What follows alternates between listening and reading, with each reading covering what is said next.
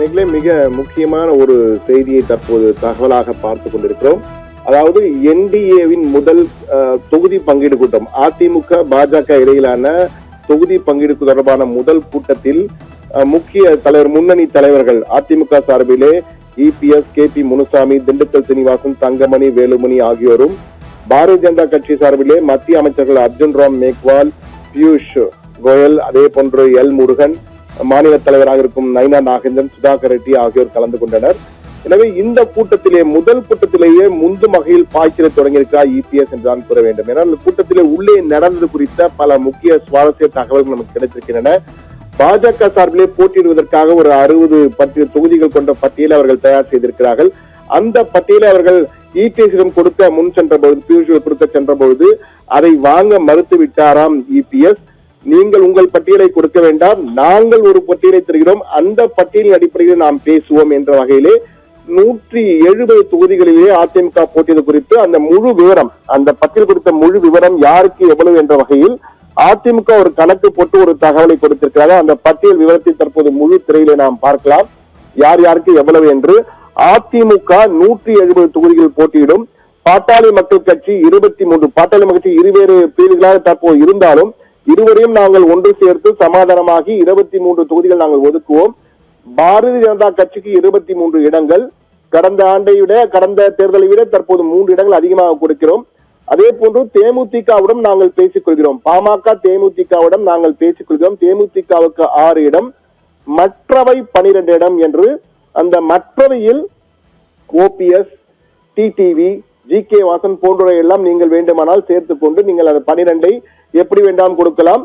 ஒரு வகையில் ஓபிஎஸ்க்கு 3, GK வாசனுக்கு 3, டிடிவிக்கு 6 என்ற வகையில் நீங்கள் 12ஐயும் பிரித்து கொடுக்கலாம் என 234 தொகுதிகளில் யார் யாருக்கு எவ்வளவு தொகுதிகள் என்ற வரையும் முதற்கட்ட பேச்சிலே இபிஎஸ் ஒரு பட்டியலை தயாரித்து அந்த பட்டியலை தற்போது கொடுத்திருக்கிறார் இபிஎஸ். இந்த பட்டியலை வைத்துக் கொண்டு நீங்கள் பேச்சுவார்த்தையை நாம் தொடருவோம் என்றால் இந்த பங்கீடு வகையில் தான் பேச வேண்டும் என்ற வகையிலே தன்னுடைய வெயிட்டை காட்டியிருக்கார் இபிஎஸ். பாஜக காய் நகரத்திற்கு முன்பாகவே தன்னுடைய நகர்வுகளை முன்னோக்கி எடுத்து சென்று முந்தி சென்றிருக்கிறார் இபிஎஸ் என்றுதான் கூற வேண்டும். அதே போன்று இபிஎஸ் பல தடாக்களை விதித்துள்ளார். அதாவது தடா சட்டம் போன்று இவர்களுக்கெல்லாம் நாங்கள் அனுமதி இல்லை என்ற வகையிலே அண்ணாமலை, பாஜகவுடைய முன்னாள் தலைவர் அண்ணாமலை இந்த தொகுதி பங்கீடு பேச்சுகளில் பங்கேற்க கூடாது என்ற வகையில் திட்டவட்டமாக கூறியிருக்கிறாராம். நாங்கள் மூத்த நிர்வாகிகள் தான் வருகிறோம், எனவே நீங்களும் மூத்த நிர்வாகிகள், தற்போது வந்தது போல மூத்த நிர்வாகிகள் வரலாம், அண்ணாமலை வருவதற்கு எங்களுக்கு விருப்பமில்லை இந்த தொகுதி பங்கீடு பேச்சுகளில் என்ற வகையில திட்டவட்டமாக தெரிவித்திருக்கிறார். அது மட்டுமல்ல, ஓபிஎஸ், டிடிவி தினகரன் இருவரையும் அஇஅதிமுக சேர்க்க வேண்டும் என்ற சமரச பேச்சுக்கு இடமே இல்லை என்பதை திட்டவட்டமாக கூறியிருக்கிறார். வேண்டுமானால் நீங்கள் உங்களுக்கு தொகுதிகள், அதாவது 12 தொகுதிகளை கொடுக்கிறோம் அல்லவா, அதிலே நீங்கள் அவர்களுக்கு கொடுக்கலாம், அதிலே எங்களுக்கு பிரச்சனை இல்லை என்ற வகையிலே கூறியிருக்கிறார். அதே போன்று தாவேகா குறித்து எந்த பேச்சும் இந்த கூட்டத்திலே பேசவில்லை. ஆனால் தாவேகா ஒரு வாக்குகளை சிதற வைக்க போகின்ற ஒரு கட்சியாக இருக்கும் என்ற வகையிலே பேசியதாக கூறுகிறது. அவரிடம் பேசுவது குறித்து இருதரப்பும் எந்த ஒரு முன்னேற்றமும் இல்லை. அந்த வகையிலே விஜயுடன் பேசுவது குறித்து பிறகு பார்த்துக் கொள்ளலாம்.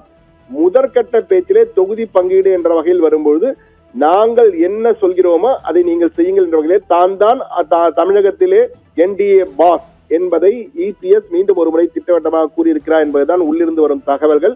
அது மட்டுமல்ல, ஏற்கனவே நான் கூறியது போல ஓபிஎஸ், டிடிவியை நாங்கள் சேர்க்க மாட்டோம், அதற்கு அதிமுக சேர்க்க வாய்ப்பே இல்லை.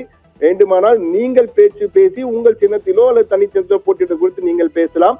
அதே போன்று ஜனவரியில் பிரதமர் மோடி பொங்கல் விழாவுக்காக தமிழகம் வரப்போகிறார்.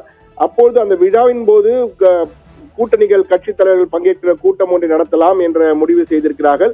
அந்த கூட்டத்திலேயும் டிடிவி, ஓபிஎஸ் போன்றோரும் பங்கேற்க கூடாது என்றும், ஆனால் அந்த தேர்தல் வாக்கிலே, தேர்தலை நெருங்கும் நேரத்தில் நடைபெறுகின்ற கடைசி பெரிய கூட்டங்களிலே அப்பொழுது வேண்டுமானால் டிடிவியும் ஓபிஎஸும் பங்கேற்கலாம், மற்ற கூட்டங்களில் அவர்கள் பங்கேற்க கூடாது என்ற வகையிலே மிக திட்டவட்டமாக இபிஎஸ் பியூஷ் கோயலிடம் தெரிவித்திருக்கிறார்.